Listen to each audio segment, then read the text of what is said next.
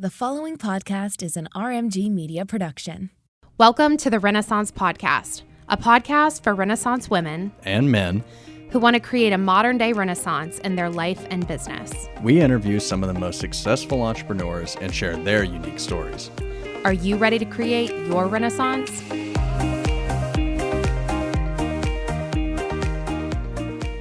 Cheers! Woo! The Great Renaissance start. Podcast. Thanks for having me, guys. Great start. Welcome, Tina, to the podcast. Tina from 615 Innovations, one of my Awesome favorite business. local businesses that I've stalked since 2020, and you didn't know who I was, and I stalked you. Love to hear that. And you have stalkers. love a good stalker, and you're here in our office, and we've wanted you on the podcast since we started it. And Thank we're gonna have such a fun conversation today Yeah. about sales and about a lot of things because Innovation, sales, marketing. sales, marketing, all of that. And we're starting with mimosas because Tina brought mimosas, Which y'all. is probably the greatest thing in the world. I mean, it was kind Aside of from joining self-serving. us. It was to help my nerves. And then Yeah. I thought, wouldn't it be great if we all had something? Well, So- I told her with my office, I was driving here and I was like, yeah, why do I just want a glass of wine on this podcast, Yeah. but I don't know. I didn't know if you would be like, Sydney, it's a work day. And I was like, please. is that weird? And she walked in with a cooler, you guys, and orange juice Yeah. and champagne and these adorable glasses. If you're watching my video, you can see they're like pink, iridescent. they're so beautiful and like the gold rim and they're just a whole moment. Yeah. So It we're Just Renaissance. It was a very pleasant Renaissance. surprise. I Thank saw the you. cooler. I was like, maybe she's eating lunch on the podcast. I mean, I don't care. That's big fine. cooler but for a small person, Yeah. but we were like, I come prepared. she comes very prepared. Well, Yeah. welcome to the show, Tina. Thank you for you. being with Thank you us. so much for having me. I'm so excited. We're excited to kick off with you because, like we said earlier, like you have the word innovation in your name. And Walker and I, our last podcast episode, we talked so much about innovation Yeah. and like that's such a theme for us right now. And, that.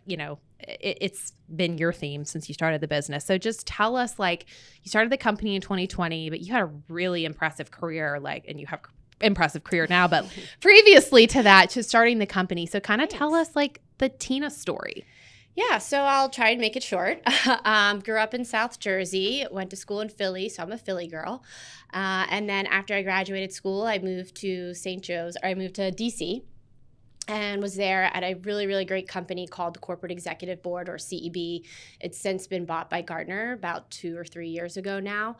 But that's really where I got all of my sales experience. And at that time, it was like 2008, and it was hardcore dial for dollars campaigns. You're there 12 to 14-hour days, especially at the end of the quarter.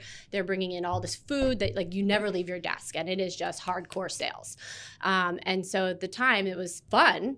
It was a good way, I guess, to learn. But it was also a company that provided best practices to executives of Fortune 500 companies. And so I learned a ton about business and marketing and strategy while there. And then after about 2.5 years, I thought, time to move on, try something else. And I went into a completely different industry, which was the government affairs world, so the lobbying world. Had a small short stint at a trade association, and then more recently, I was at a company called Multi-State Associates, and they have a bunch of services to help companies lobby at the state and local level. So a lot of times what we hear, on TV is all about the K Street lobbyists and lobbying Congress and all of them, but our clients actually lobbied state houses and localities like Nashville. And so it was really fun. Really, really fun industry, great industry to be in, loved all the people, and I was at my last company for about 7 years. I was one of their youngest employees that they asked to become a partner, so that was exciting because I'm just one of those people that I see something, I just dive in. Yeah. Wow. And I've always been that way. For good or for worse, I don't know. So then I did account management, sales, ran their marketing, strategic partnerships, was on some boards of some really great groups in DC, one of which was for women in government relations, and had some great accomplishments with them and honoring female governors. We ended up doing an event to honor female governors when they were in town, so that was fun. Yeah, and then in January 2020, I kind of decided it wasn't really for me anymore.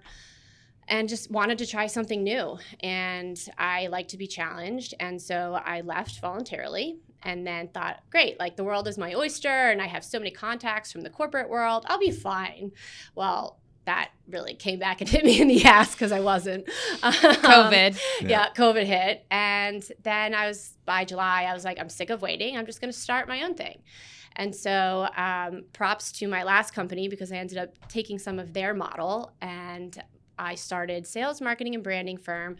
And really the goal was that I do the strategy, help small businesses and founders with their overall sales or marketing strategy. And then when they have time or they want to implement, they can keep me on board. And then I find the right partner that I think is a good fit. So whether it's, a social media company or graphic designer or whomever, I then bring that team together. So I don't have just one person I go to for anything, which I think is also something that makes me really unique as an agency, and allows me to, partner with you and not compete with you. Totally. So that's how it started.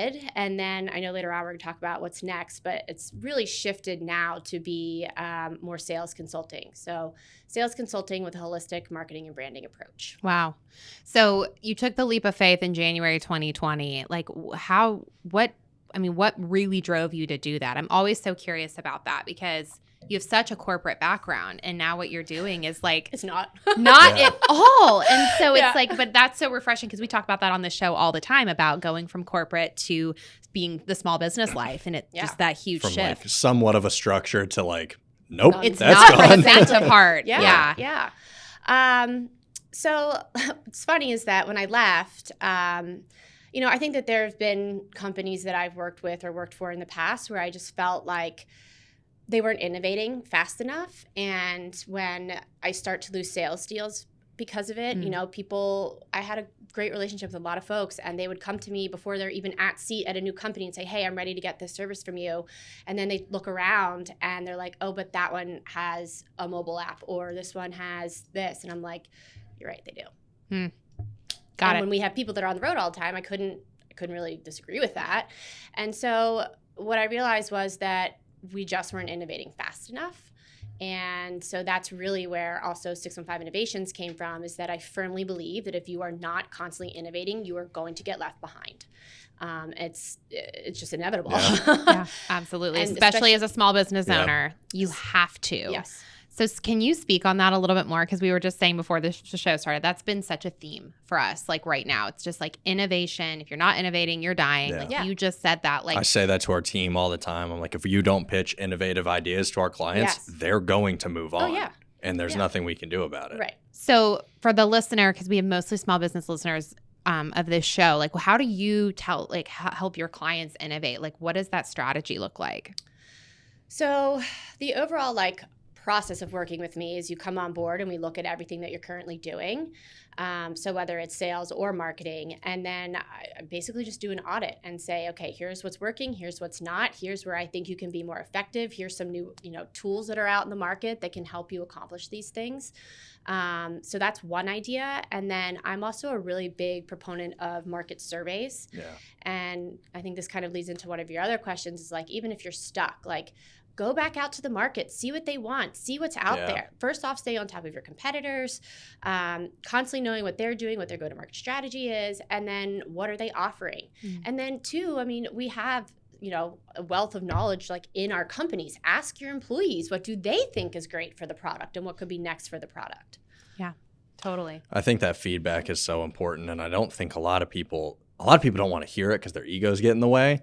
But at the end of the day, you got to shelf that and just listen to what your customer base or your competitors' customers are listening to, or look at your customer or competitors, because they're doing something right. Right. And you need to accept that your business is doing something wrong. Right. And ego kills it. Wrong. Or not wrong, but just not doing what your potential is. Right.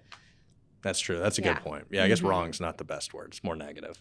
Well, that's okay. But so totally agree with you guys on that. And glad that you guys are all about innovation too. Well, and I'll have to share some tactics. Yeah. I know. Well, and we're really just kind of on this path of okay, we can't just keep doing what we're doing. Yes, it's working. It's paying the bills. We're able to, do payroll, which is our most important thing. Absolutely. But it's not the longevity of it isn't going to, withstand.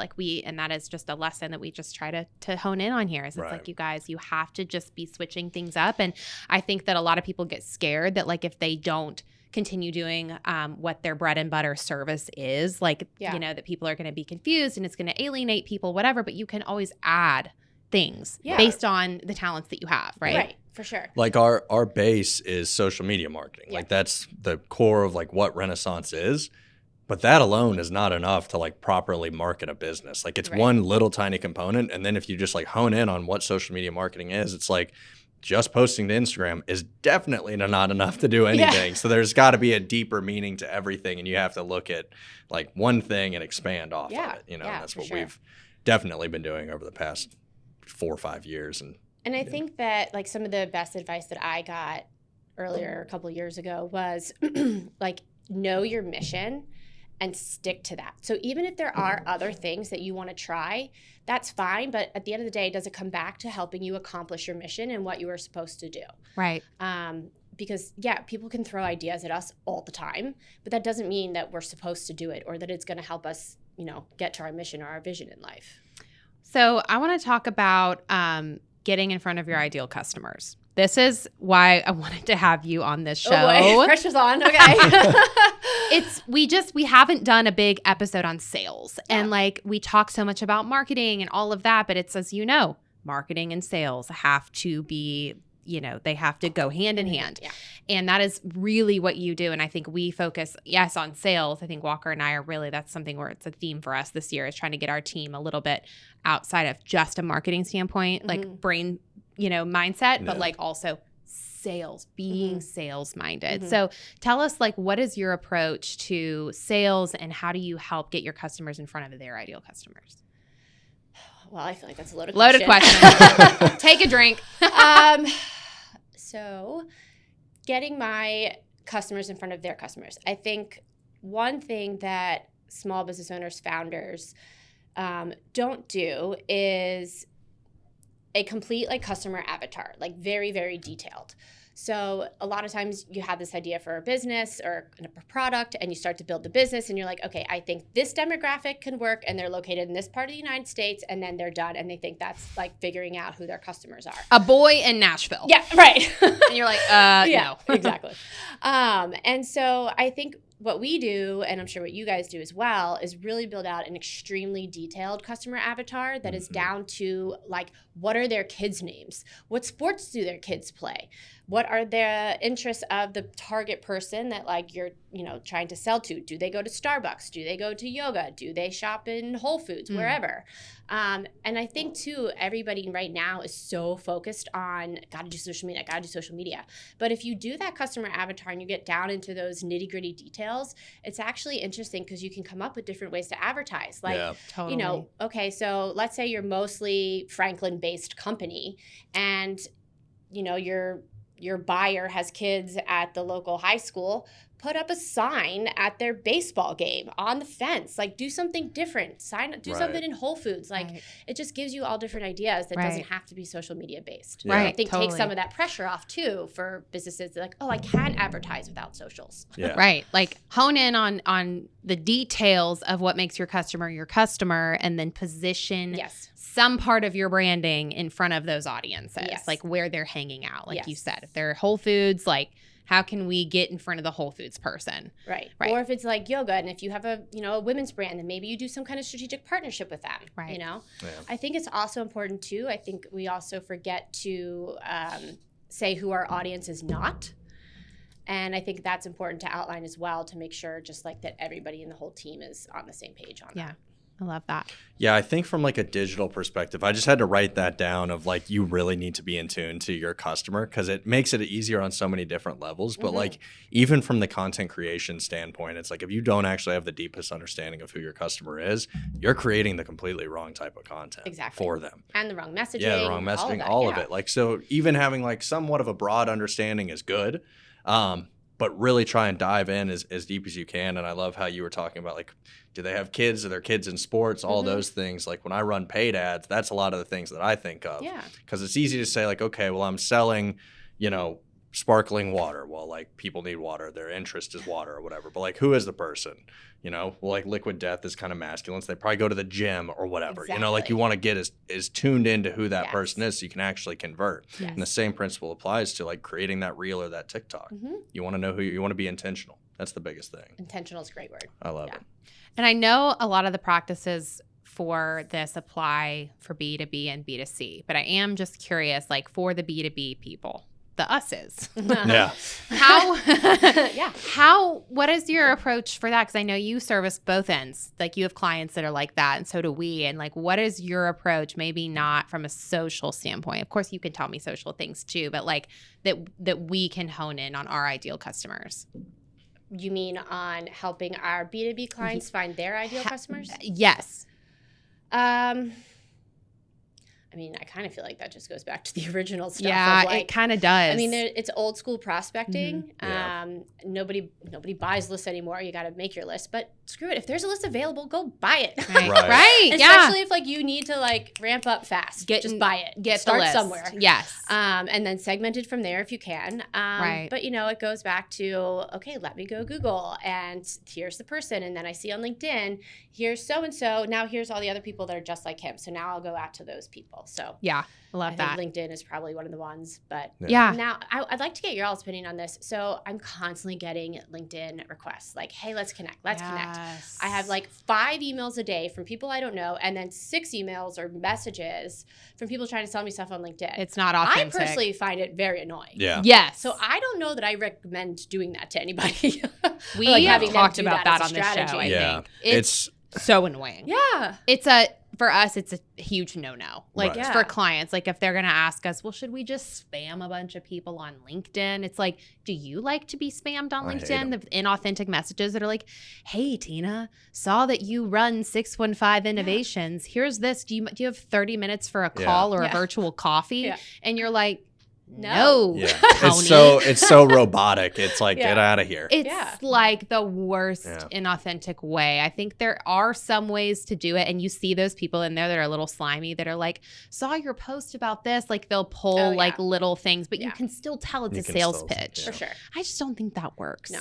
It doesn't I don't work. either. I mean, I know one person who said she did it and she got like 12 clients off it. I was like blown away. But So it must, I guess if you cast a massive net, Yeah. right? Like have if to you're ask her how like she did that. 200 people, at least 12. Like what's the percentage right. It's of all in If numbers, you're game if you're numbers. hitting Yeah. 1,000 people, Yeah. you're bound to get. Yeah. So I if mean, you got maybe the time for that or a Yeah. virtual Yeah. assistant or something, and you're but just like sending them out. I feel like the average Joe just like it's not Yeah. good. Yeah. Well, I know like we talk a lot about networking on this show just because I think and you're such a network. You're everywhere, which I love seeing you all over.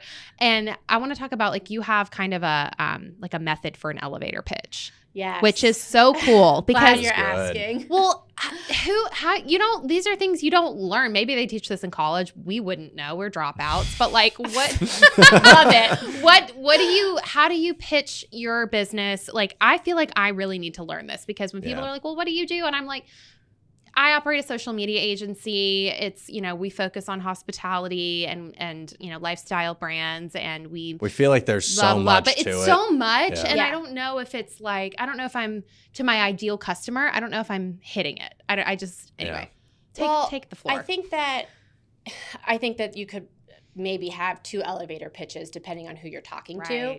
But the typical one that we try to help people with is like if you're out talking to anybody at a bar or grocery store or wherever.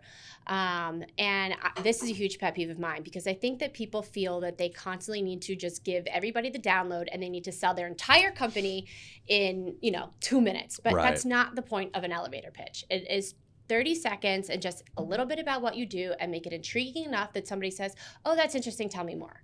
So the formula that we've developed is I provide blank, enter what you do, to whoever your audience is, so that, and what is the benefit? Yeah. That's it. That's great. And then write that down and then say it out loud and practice it because even still people start to get, and you have to keep it short and concise, people still start to get a little unwieldy or they use industry jargon and so that's not helping either. That's so confusing. You have to put it in layman's terms and keep it short and concise and make it like 30 seconds. Yeah. That's great. Yeah. I recently had that kind of work and I did it through an Instagram DM, but there's this company that I'd been following along for a long time and they recently got acquired and I was like, I mean, they're good on social. They're doing their job. But I sent them a message. I was like, hey, I love what you guys are doing. Digital marketing seems great.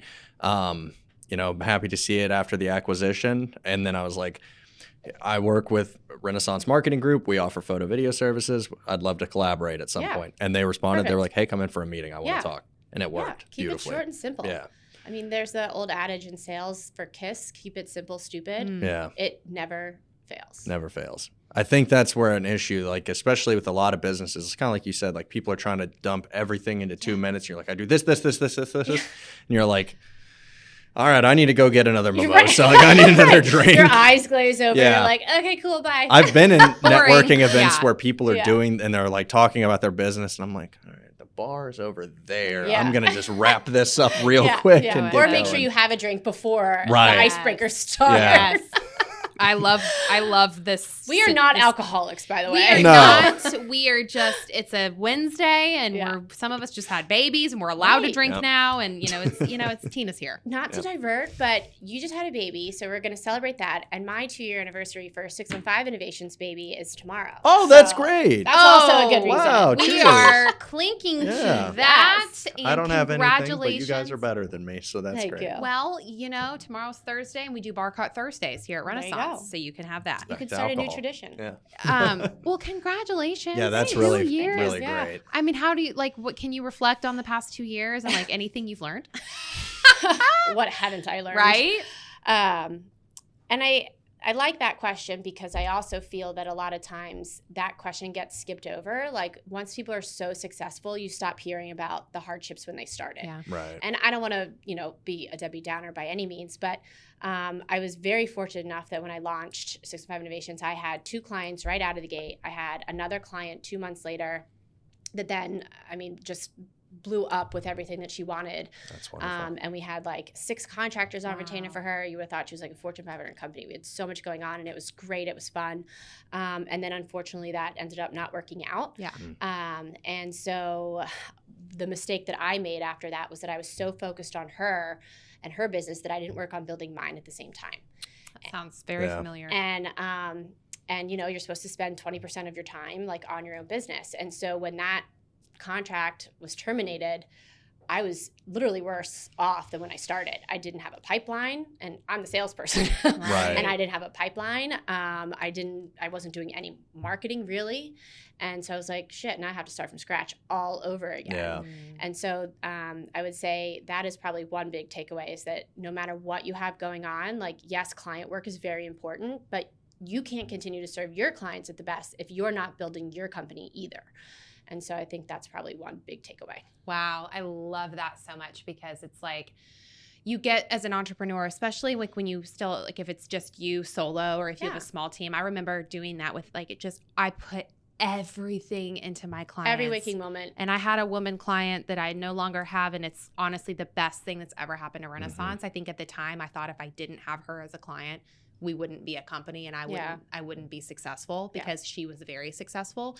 But when that went away, still love her to death and everything, but like it game changer. Because I was like, oh shit, this sucks that this didn't work out anymore. But then I was like, it made me hone in on Renaissance and like who we are and everything. And I just think that's such an important lesson. Absolutely. Like, don't put every single thing into your customers. And Walker says this all the time. He says, because I put so much into the customer, the client. And he's like, the client's not always right. Yeah. Like the client is not everything. And I've had to really learn that over this last year, haven't I? Yeah, it's been one of those things where it's like, of course you grow up, and like I worked in the service industry for like since I was 14. And so in restaurants, it's always like customer's always right. Doesn't matter. Yeah. Like they'll yell at you. Everything could be perfect. They're going to yell at you. The customer's always right. And then when I got into Renaissance, I was like, it's dumb as shit. Like that's not real. Like that's not real life. It's because they're actually wrong. Like if they're mean to our team or they're not right about a strategy or something, they're like, no, this is what we need to do. It's like, you're wrong. That's not what we need to do. Right. That's going to end up costing you money or driving people away or whatever it may be. Or just like with things that are being demanded outside of scope. I mean, there were a million different things that I had to learn that I was like, okay, that's false. And I think that there's a balance between like early on, like I've had prospects too, like very similar to that. They come in, they say, this is the strategy I want to do. Yeah. okay, well, here's what I would actually recommend. And they're like, well, I don't know. I mean, can't you just do this, this, and this? And then I really debate, like, do I want to take that on because I feel like I'm setting myself up to fail if I do? But if I do take it on, I want it in writing that, like, this is not what I recommend, but I'm going to do it because it's what you're asking. And so I love that. And then too, in sales and like, yeah, exactly. And in sales, there is a balance between educating your customer and your prospect. And I've found in my experience that the more I'm able to teach them things that they don't already know about their own industry or about socials, obviously, then the more likely they are to convert too. Right. Because now you've built trust and credibility. That education component, I think, is such a driving force in sales. Like if you're able to like show them up and then they're sitting there like, oh, that's a great idea. Or you're right. You know, those types of moments, like it's almost like instant sale. Like, and we recently had one of those kind of wonderful moments. It was a great meeting and they were like, I love all of these ideas. And for us, we're always like, let's go. Like, that's right, you do. Because we are professionals. Right. Well, I also think it's hard for small businesses than the folks that we work with that, you know, this is their baby. Yeah. And they are very nervous to let go and to let somebody else take control. But like, that's why you're coming to us, because we're the experts. Exactly. So don't worry about it. We got you. Yeah. And you do that so well on your Instagram. You do content marketing so well. You just educate people. You're not like, buy in, come, like, you know, like, because obviously you're not, you know, that's a no-no, but like it's your content is so, like your carousel posts, I really find them really educational about things like in business, like I didn't know, or even concept marketing I didn't even know. And like, I think that's it. Lean into education. Yeah. Educate and they will come. Like that really is all like we try to say, especially for our kind of more B2B clients, like when on their socials, that's all we're doing is we're just educating. And then just from our account managers to clients as well. It's like, no. Like, yeah, sometimes pitching a crazy concept or whatever is not going to resonate with them, but you got to educate them on the why it's going to work. Exactly. And they're 9 times out of 10 going to say, oh, okay, yeah, let's roll with it. Yeah, for sure. So kind of we're talking on like us closing new clients. I know that that's something you're doing a lot. It's like, we're in the negotiation phase right now with a new client. Your favorite, probably, like my least favorite. The negotiation stage? The negotiation stage. I want to talk on that. Like, should we talk offline about that? Maybe we should, because you might drop some I don't want to give away all my secrets right here. I got some events coming up. Okay. Oh, yeah. Well, so but I'll give you a few. What are some like little tips you can give to someone? Because that is like, you know, it's again something you don't learn, and then you know you drop a price and you're like, that's my price. And I always get, my frustration is like, you would never go to Cracker Barrel and be like, I'm not paying $10.99 for this. You would never do that. And it's like, obviously I know that's a product, it's a whole different thing, but like I get so pissed because I'm like, no, this is my pricing. This is how much I'm worth. This is how much my team is worth. And actually, you know, why would you even? They're like, well, sometimes we have people get mad about price. That's the funny one. They get mad. It happens. It'll be usually like random people that hit up our website, which, you know, people keep doing because it's great business, whatever. But like, we'll have some that they'll be like, hey, I have this such and such business. It's just me. I'm doing this, you know, on my own or whatever. And we'll be like, okay, you know, here's what we start at. And they'll be like, that's ridiculous. Oh yeah, they're always all blown away. It's sticker shock for everybody. They're like, that's stupid. I won't pay over $200 a month. They're and like, I'm like, your service should actually. They're like, your service should be about $500 a month. And we're like, then you have no idea. Which they really is, don't. Which isn't really their fault. Right. They really don't know. Right. But then also, I do think that when you offer a quality product, you need to stick to that because you're worth it, and you've shown you have the experience and the credibility to back it up. But what was the other thing I was going to say? So I have a client, and I forgot to tell him I was going to start using his line, that for sales consulting that came to me. He's like, God, I just need help with negotiations. He goes, how do I not fold like a lawn chair? Oh my God, I'm going to start using that. That's like, good. That's hysterical. Yeah. But awesome. Yes, we need to stop that. Yep. And so I think it is about keeping your worth in mind, and that you need to pay the bills too. And it's okay to negotiate, but it has to be a quid pro quo. Okay, you want us to lower the price? That's fine. What can we remove from the service then? And then like, oh, well, you can't just do both. Yeah. No, Oh, you don't get it both ways. You can't get all of it and still pay the price you want. Right. So yeah, it's definitely quid pro quo and learning what to take away if they want a lower fee. Yeah. Okay. And what if I'm just really getting advice from Oh, I her like right it. now. What if the option is we can't take anything away and that's just the price because that's just how we built the package? You could try and Just- offer payment options. different Okay, payment that's options. smart. Yeah. That's smart. So We've maybe done they that pay before. monthly or quarterly or whatever it may be. I don't know Yeah, how yours yeah. work, Or like but if it's like one big retainer you say Yep. we'll bill on the Split it 1st up. or the 15th. Yep. Or so that's Yeah. okay. That's smart. the other That's smart. option is you could do more of like an accelerator plan. So if you get them to commit for more than a year, you could say, all right, we'll have you for 3 years, Mhm. and then we're going to give you X amount this year, bump it up to X amount the second year, and by third year you're at market rate. Okay, I love So you that. can still work with them, And at that a lower education rate, and is- it keeps them on longer. So. That's actually really smart because that's what we want. We want those long-term contracts. Yeah. Okay, so we've kind of talked about negotiating. I love all of that. With leads and sales and bringing them in, like obviously we still do cold calling. I don't know if that's like a dead old practice or what, but I get cold sometimes calls. sometimes obviously my biggest thing is like networking. I feel like for me is my biggest way to bring in business, but we cold call. We do because there are brands we Like it. want to Yeah. we want to work with, and we're just we'll like transition, not like pick up the phone, but we'll do the DM method. I feel like Okay, is the yeah. new version of cold Yeah. calling. Yeah. or we'll even Not send LinkedIn DMs, but like personal DMs to people on Instagram. Yeah, not a little like bit more the- casual. yeah. Not the salesy, spammy DMs on LinkedIn. Right. And sometimes, you get a bite. Sometimes they'll be like, oh, that's interesting. Send me like your portfolio or whatever. And then we'll send a portfolio and then it's like dead. What would your advice be for like follow up? Do you believe in follow up in sales? Like, what does that look like? Yeah. Successfully. So I've always been one to be a little bit more, which is funny because I don't have patience. This tattoo is a reminder to have patience. What does it say? I don't know. It's some Arabic thing I found on Pinterest. I thought you were gonna like but it's supposed to scripture or mean something. it's supposed to mean That's patience in beautiful. Arabic. I So- love that. It's something I found on Pinterest. I love that Let's be so serious. much. Keeping it real. What was the question? Following up. Following like, up. what's the method? Yeah, so I personally would like to say give somebody about a week. If it's a cold email, you've never talked to them before, give them about a week to reply. And then hit them back up and say, provide another piece of value as well. Like whenever you're doing that first cold outreach, I think this is number one, is provide something valuable in it for them is number one. And number two, don't make it about you. Rephrase or your messaging so that everything is about the consumer. And here's what you will receive by working with us. Or we've worked with other folks that are just like you, and literally like make sure that those, other people are literally like them and in their area, because sometimes that doesn't always work. They'll like just throw in any other companies. And you're like, I don't know who that is. Doesn't matter. Right. So being able to teach them something in that email, the first line is very valuable real estate. Use it. Teach them something in the first line. Then move on to, we help companies do social media marketing and increase their sales by X.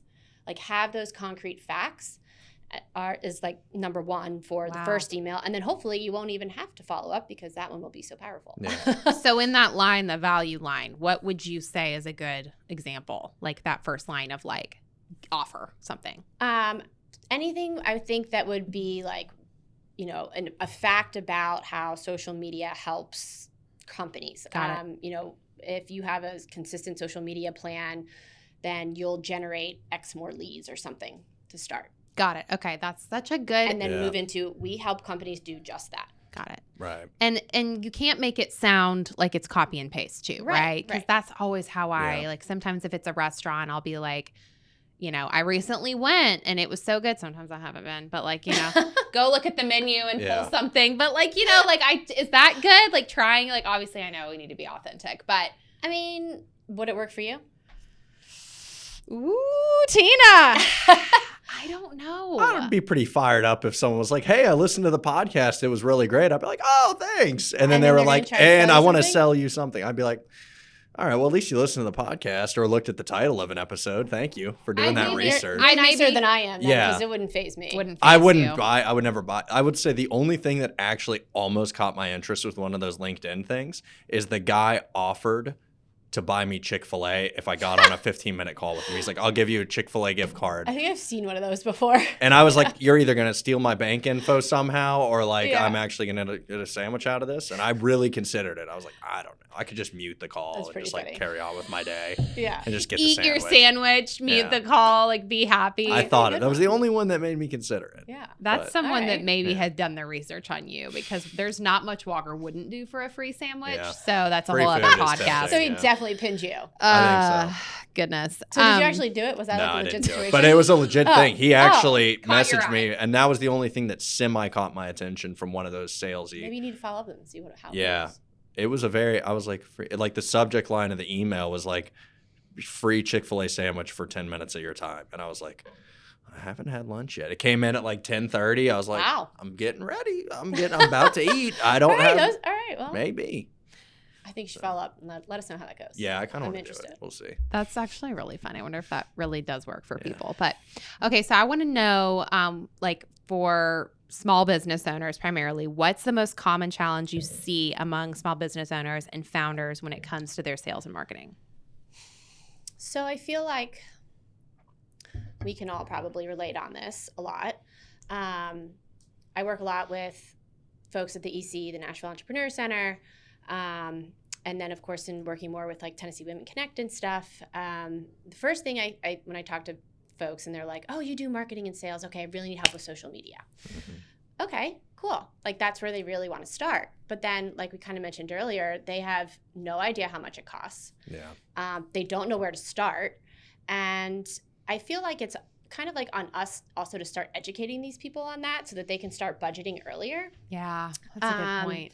But so I think that that's one. And then two, they don't really think about the whole entire journey of a customer from literally like, okay, great, now you want to do social media, but then they forget about the copy part and the content part that goes into the social media.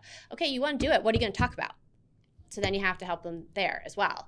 And then, okay, well now you have some social media going. Are you using the right messaging that's persuasive and, gets them to take that call to action or to go to your website to try and schedule a call? So then the other part of that is the precursor, I guess I should say, is work on the messaging first. Like identify all of your sales messaging that you're going to use, because then you can use it in your marketing. And then what's the customer journey like after? So once you do get your social media up and going, where do they go? Who do they talk to? And then what does that sales process look like? Yeah. Wow, I love that. Is that like for it? Would you say any industry, or would you say like I would it's pretty say, much the yeah. same exact process? Okay. Yeah. Any I think business. sales and marketing is the same process Yeah. for anybody. And I think most businesses, we've talked about this a lot, like this conversation and everything that you do at 615 Innovation speaks so much to me because I love this side of marketing and just like business in general. But like it's astonishing how many businesses don't even plan marketing budget. We were just talking Right. about an ex-client that we had that dumped like $2 million into this location and it came to launch and they were like, shit, we can't even promote this thing. Yeah. And Oh, then yeah. they went under and like, whatever. We saw that coming a mile, 15 He miles thought like ahead, he but- really thought the whole like if you build it they will come thing, which is like that's true when it comes to if you build an audience, Yeah. but Right. not if you build the brick and mortar and it's have you, no one you prepared. spend $150,000 on a sound Yeah. system, which this person did, and then literally the business was under in 6 months. Yeah. Well, I mean, yes, that's a good old way of thinking about it, but no one's going to know to come Right. if you don't market it. Yeah. And there was just no, like, they never, like, that's something. And then even just everything else, like, okay, maybe you're at the point where you're like, all right, I've put together some form of a marketing budget, like with my business, but you need to bring someone in who can dial in everything else because you can't hand the keys to like a social agency or ad agency and just say, run with it. Because they're not going to have anything to work with. Like they're Right. not set up for success. Right. So of course Right. they're going to fail. And then you're just going to burn money that way. Right. So you really do have to have everything else dialed in. You got to have your website looking good and the messaging be there, be cohesive to your mission. I love what you said earlier, know your mission and stick to it. Like have that dialed in and, Mhm. allocate all of that to your verbiage and your branding and everything. Yeah. We see that a lot. And we're fortunately at the point now where we're able to work with businesses that are a little bit bigger, maybe a little bit more established, and Nice. they really have an emphasis on their total marketing. But like in the beginning of Renaissance, we were kind of working with, and we still work with people that don't. And then we're left to come in and be like, all right, we're doing a lot more than just digital here. Yeah, because like you said earlier, when they're like, well, we don't know what we want to post about. And then we're like, okay, then we have to come up with every single little piece. And obviously that's a huge part of what we do. But for like some businesses, like you should have some kind of general idea what you want out. What are those topics that you want to discuss? What are those share? pillars? Or like what the point of your brand is, like your core, like down to your core. What is the point of your brand? It's X. Okay, we'll get you there. We'll post about that. Yeah. But if you don't have that and you're like starting at A and you need to get to X, it's going to take quite some time for us to get there because we got a lot we got to build out. Yeah, but I like what you said about that's kind of on us as agency owners and experts in this area to educate on here's how long it takes to build a social presence. Right. Here's how much it costs. Right. And I think that, I mean, what are your thoughts on, agencies publishing rates on websites and things like that? Like, I mean, we've never done that because obviously like it's custom, Website building and stuff? Like social service, like social media service, like, marketing services. Yeah. Like we don't ever publicize rates, but it's like, I'm kind of like, I feel like maybe that's something we should ballpark start doing. Like we start at X because then you're like weeding through the clients that are just absolutely not going to be able to, because then you waste time. Yeah. Right. And also I think that the reason that rates are what they are is because it is a shit ton of work. Right. Yeah. And they just don't know that. They don't realize that. But you're saying, what was the other thing you just said? Should we publicize those rates? Like, should we? Oh, like put them on your website? Yeah. I mean, I think a lot of people have started with like doing some packages online, like here's this package and then here's this package and this package. So you could do that. But what I don't like about that is that it alleviates or could possibly alleviate a conversation with somebody. Yeah. So they're going and looking at your services just from a price standpoint as opposed to having a conversation, and now they're looking at it from a value standpoint. Yeah, Love that's good insight, and I think a lot of businesses could like kind of take that model and run with it. But in our situation specifically, I definitely like there are so many different like we're able to work with people. Like we're small and we're relatively custom with our pricing, so we are able to work with people and say like, hey, we don't need to do all of this. Like we can just do this, and that's great, and we can still make money on it, and that's fantastic. Like let's just do that, and you'll still get results, kind of thing. So I definitely like that. Quick note, going back to what you said, we'll still make money on that and like the negotiations. I think what also some small businesses do in an effort to like give people a taste of their product or to do a trial, they'll agree to do it for free. You don't need to do it for free, but at least do it enough to cover your costs. Right. Like don't screw yourself in the process. Yeah. Like an hourly rate or just like something that covers whatever. Right. So that now, if you're not a wasting. Canva or somebody like that where it's all self-serve, that's different because there's no labor behind it necessarily. Right. But sorry, didn't mean to go off. No, that's good. Well, I see like a lot of people just being in like the photography, videography world. There are a lot of people like that's a great way to get your start if you're new. They'll be like, well, let me do a free video for you or a free photo shoot. But then it's like you're giving them everything and like it's great, but then also depending on the business and like the person, once you give them a photo or a video, do they need more? Maybe. I mean, obviously you got to give them like just enough to want more and come back, or like have faith that they are going to actually come back to you, but a lot of times they won't, then you're just kind of out time. You just I think if you're starting as a creative like that, you don't have a choice. You don't. You got to start somewhere. But as your business progresses, you can be more mindful and strategic with where you're offering discounts and where you're negotiating. Yeah. So you have something on your social media, which I like loved stalking, like I said earlier, like just pulling kind of questions and topics because I just love your Instagram. But you talk about feature dumping. Yes. So what is that, and how can we want to avoid this, right? Yes. Okay. How can we avoid feature dumping? So this is my other pet peeve. First pet peeve is rambling elevator pitches. Second pet peeve is feature dumping. And that is when someone who's trying to sell their service just goes in and says, here's all the things we do, or here's all the things that this app does, or this is what our platform does. Okay, great. But now what? Like, how does that actually benefit me? Right. So instead of going in and just saying, here's all the things we do, start with here are the benefits. So take Mercedes or something, luxury car or whatever. Like, you know, you want to sell the lifestyle of the car. And that when you go to a really nice restaurant, you pull up to the valet and maybe you get one of those nice parking spots. Or when you're driving down the street in Nashville and people are turning their eyes to look at you and you're like, yeah, I'm awesome. I have this car, right? Right. It's confidence. So I think starting with selling the benefits of what you do, and then they're like, okay, now how do I get that? Then you go back into, here's how we offer that and here's where we're getting. I love that. Like if it's a product you're selling, what's the emotional outcome? The of emotional that? outcome, exactly. Like you said, like confidence. Yes. Like if it's Yes. something, if it's, you know, makes you feel happy, Right. makes you feel empowered, like Yes. lean into that value. I love that. Mhm. Yes. And then if it's a service, it's your Kind of the the same kind of thing. the same yeah. things. It's Yeah. like less stress and that Well, you yeah. would be able to spend more time with your family Right. and Yeah. take more vacations. Have and more things along time, those make lines. more Yeah. money, Right. you know, add to your bottom line, like all of that. That's Yeah. so awesome. Okay. So, Did yeah, you come up start with that? Selling the benefits and then go back to selling the features. Okay. I love that. I Yeah. think I came up with it. Yeah, I think you did because I had pre- never heard of it before. And Well, I was like, looking back at like all my stuff that I've been making over the years. Yeah. And I'm pretty sure I did.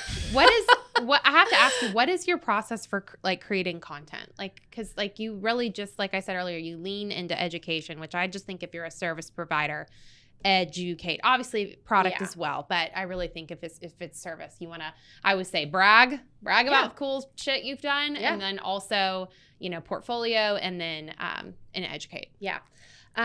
So to be honest, I have a girl that works with me. Her name is Carolina, and she has been with me since the start. And she That's is the awesome. brains behind most of our social media. She's incredible. Good. She's her. killing And it. I Yeah. would not be here where I am without her. Like I'd cut off my right arm for her. I love that. We love you, Carolina. Yes. And she's so sweet and amazing. And so, yeah, so she's really the one who does like all of our Instagram and stuff.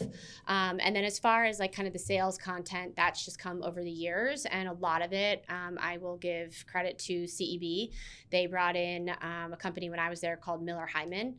And so they developed this framework that is what I'm now using to then go help and like apply it to smaller businesses. So that's where a lot of that has come from. great. And then also when I was at CEB, there's a really famous sales book now called The Challenger Model. And when I was there, the two authors of that were working on that. Wow. They were CEB employees and working on that. And then I guess they worked with HBR on it. And so then they put it all together. So that sales background from CEB has just been amazing. Wow. Okay. So you might have covered this earlier, but what brought you to Nashville? So I had another startup. Okay. Wow. Because you were in DC. So I was in DC and loved country music, and I found there was a gap in the market for good country music. There was really like only one Fillmore Live Nation venue, and it was on the complete other side of Maryland. So I live on the Virginia side. So if I wanted to go see a country music concert, I was going to have to go from Alexandria. I'd have to leave like 3 o'clock and drive 2 hours to get to this concert. And I thought, well, this is silly and it's such a massive genre. We need a country music place that's downtown, centrally located, low dollar tickets, and people come because it's good quality music, even if you don't know who the artist is. Mhm. And so I started coming to Nashville all the time to scope out talent and start building relationships with artists and managers. So I was here once a month for 2 years before I moved here. Wow. And then I had a partner for that as well. And we were getting pretty close to our dream. We're raising $10 million to open a venue in like an amazing part of the city. And then COVID hit. Right. Yeah. Killed the So live that music kind of went world. for now. Yeah. But yeah, so that was what brought me down here. And then I just love it down here. Yeah. I think just everybody is so generous and kind and genuine. And they really want to help one another. Like, I mean, in DC, you probably wouldn't see me and you sitting here together.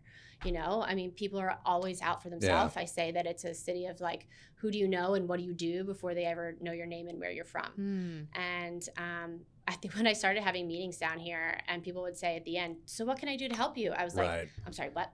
Are you sick? You actually want to help me? And Yeah. like genuinely Yeah. help with nothing in return. Wow. And Yeah. so that was why I ended up moving. That's good to know. The Southern hospitality is still a thing here, Yeah. which I know we're not all Southerners here. I mean, I am, but we're. But it's yeah. kind of the Nashville, but the Atlanta's a Nashville big vibe. city. Atlanta's a big like, city. It's like that's- Nashville. yeah. It's like you're not really a Southern belle. You're not like but a it's Georgia still peach. probably if you're- like tough, right? Like not as much. yeah. Is it it's- as much nice hospitality? I mean, I'm the same kind of as you. I think DC is probably horrible for people like me, so I would never go there. But I think Atlanta is probably not too far down past that in my experience. Now, there are other people in business that have a completely different thought, but I moved to Nashville and had the same experience as you. I was like, everyone's nice. Yeah. Well, it's so Starbucks, small here, nice. which is what I like. And I've always said the sense of community here. It's like no one is ever everyone kind of has the mindset of like there's enough business to go around, which is ironic because it's like a smaller city. Right. But everyone's kind of like there's enough to go around. And it's like that's why we'll bump elbows with people in the same industry. We don't care. We're like, whatever. Well, there's some way we can benefit each other. Yeah. Like, it doesn't matter. And I feel like with Atlanta and DC, like, they're just so big. And I don't know, like Atlanta's so competitive, I feel like, which is weird because Nashville's super competitive because Music City. But I don't know, I guess it's just the roots of, even all those artists work together. All the songwriters are still working together, giving songs to other artists. Like they're all writing each other music and hanging out. I think everyone's just kind of like, we can just like have fun and make money. Let's do it. Why can we not? Like, I like his music. Yeah. Why can't we write a song together? Yeah. And like with other agencies, we love you. We have great relationships with other agencies. Like there's so much power in that collaboration. Right. Like 100%. You have to be that. And I think to be in Nashville, you have to be that way. Also, it's a small town. Yes. I think that's another thing. You will get weeded out quickly. You'll get weeded out. And like if you do have a bad reputation, it goes around, and people hear it. So yeah. So I want to know, I know like we're all partnering for a huge event for our friend Lucy with Tennessee Women Connect, which is when I saw you last fall with our client Gigi, and you were working the like welcome table. Yeah. And then I moved up a little bit this year. Yeah, I know. Like you're speaking this year. Like it's a big deal. And you're doing way more than just speaking. But then I remember like we went to the bathroom, and you probably don't remember this. And like you said something in the bathroom, you were like, it's so hot or something. And I was like, yeah, girl. And I don't know. And then it was like, here we are a year later, and we're like besties drinking mimosas, and I'm like downing mine. Well, I want to know, like, I've been out for like an hour. Walker's like, Evan, can you pass the champagne? Just throw that bottle over here. Literally. So what is next for 615 Innovations? Like, I feel like you have so much going on right now. You're innovating. I am innovating. I am in a stage of innovating and creativity, as my horoscope said. Yes. I am the epitome of an Aries, so I like live by the horoscope. Wait, what's that birthday? April. It's early April to April like 23rd. I'm the 17th. Okay, got it. So so this has been a highlight of my career thus far. I'd love to hear it. You're such a Renaissance woman, so thank you. And then with Lucy, I'm doing a sales session for her at the conference on the top 5 biggest mistakes that sales professionals make and how to change that. So excited about that. And then I'm going to start offering virtual masterclasses. So I did 2 masterclasses last year for the EC, got really, really great feedback. They were in person, but now I'm going to take them virtual. Hopefully the Zoom fatigue isn't too much, and spread them out over time, and really go through the entire sales framework from A to Z on prospecting, scoping calls, showing value, negotiating, handling objections, closing, then onboarding and account management, renewals, building brand advocates, and so forth. That's fantastic. It's like the entire revenue actual framework, not just sales. So, are those going to be like available for purchase, or are they so it'll be like through your website? Yep. Awesome. So I'm probably building that out this weekend. Nice. But you sign up, you pay the registration fee, and then we'll do an hour and a half session once a week for about 6 weeks. That's great. And then I'll have office hours, and then I'll meet one-on-one with folks. So that's the big pie in the sky at the moment. And then I also just released a new series that I'm going to start doing with Tammy and potentially some other folks around town. But Tammy of the Sapphire Suite is hosting my new Ignite Your Revenue series to help small businesses and founders really improve their revenue and profit margins, and just different tactics and things to do to get there. Wow. Probably do like off and on, like one will be more formal presentation, and then maybe one's a coffee where it's more, interactive, and people are like bringing certain scenarios to me, and we brainstorm things along those lines. So, so that's the next part. Wow, that's awesome. And then who is kind of just because we have, like I said, small business owners, founders that listen to this podcast, like who is kind of your ideal client? I know you're like us and you kind of work with a lot of different industries, but ideal client and best way for people to get in touch with you. Yeah. So I think I am industry agnostic right now. I don't do much with realtors or like insurance agencies, really. Yeah. We could talk about that for a while. We've talked about that with Lucy at the Tennessee when she was on the podcast, and she was like, we're not all like bankers and realtors and stuff, because we were talking about how you go to networking events previously, and this is not like Tennessee Women Connect, but you go to some events and like they just come at you. Especially if you're in social media. Yeah. Well, they beeline. Those folks, like, we could help with like marketing and like the socials, but not as much on the sales side. So that's their own world that I don't know anything about. But I would really say that anybody who's just like wanting to be cutting edge, who wants to be innovative, who is interested in the new best thing, and that they're willing to release control, if you will, and just trust us and just have fun. I love it. Yeah, that's great. Yeah. Sure, you guys are the same way. Yeah. Yes, we are. I like that term, industry agnostic. That's great. Because how do you say that? Like, because I'm always like, probably dumping way too much when I am giving my elevator pitch that I'm we really work good with a million different types I'm like, of businesses. they're like, well, what kind of, they always ask that. Like, well, what kind of business do you work with? And I'm like, all of them, like, and then sometimes I list it out and it's probably overwhelming because I'm like trying to think of all of our clients. And or it like puts you in a box and they're like, oh, you only work with restaurants. Like, that's great. And it's like, no, we've worked with manufacturers. Like we've done everything. Like it's all over. Well, I mean, I do think that there is value in, once our businesses are further along to like specialize in one industry, because then you can start to see the trends better that way. Right, that's true. But regardless of that, until then, sales process doesn't change. Right. Yeah. Marketing process doesn't change. So it really doesn't matter what industry it is for the most part. Right. So. Well, Lucy's on your mind. Lucy on my mind. Lucy. Hi, Lucy. We miss you, Lucy. We miss you. We love you. Give you lots of plugs this time. Oh my God, pay you back. Hilarious. That's so funny. Well, Lucy. Well, Tina, thank you so much for coming. Thank you so much for having me. And I, admire you guys so much, and I really can't wait to find a partner that we can work together on and really do work the together. 615 Renaissance like full on. I think it would be killer. So if you're listening and you need some awesome help, some strategic help, marketing help, business, sales, social. You do it all. Yeah. And we love you. You can keep the socials. Well, we'll white label. We'll go through each other. And just thank you so much for being on the show. You are thank you guys so much for having me. This is great. Inspiration. I'm so touched. Oh. Well, cheers on that note. Cheers on that one. Need more champagne? Need more.